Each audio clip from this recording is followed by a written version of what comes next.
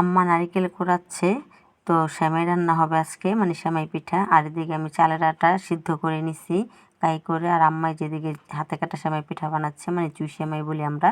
আর এদিকে যে দুধ আমি আগে থেকে বসিয়ে রাখছি, এটা একটু কিছুক্ষণ জাল হলো দুধটা। আর এখন এই যে কোড়ানো নারিকেলগুলো দিয়ে দিচ্ছি, আর এটাকে একটু নেড়ে চেড়ে দিব বলক আসার জন্য। বলক আসলে সেমাই দিয়ে দিব। আর এদিকে যে সেমাইগুলো নিয়ে আসছি, যেহেতু দুধ বলক আসছে, এখন দিয়ে দিব এগুলো। তো এই যে এক এক করে এখন সবগুলো সেমাই দিয়ে দিচ্ছি। তো সেমাই দিয়ে আমি একটু নেড়ে তারপরে রেখে দেবো, মানে কিছুক্ষণ জাল হওয়ার জন্য। তো আমি যে একটু নেড়ে দিচ্ছি আলতোভাবে, যাতে এটা ভেঙে না যায় যেহেতু কাঁচা। আর এদিকে কিন্তু আমার সেমাইটা প্রায় হয়ে গেছে, বেশিক্ষণ জাল করতে হয় না এটা দেওয়ার পরে সেমাইটা।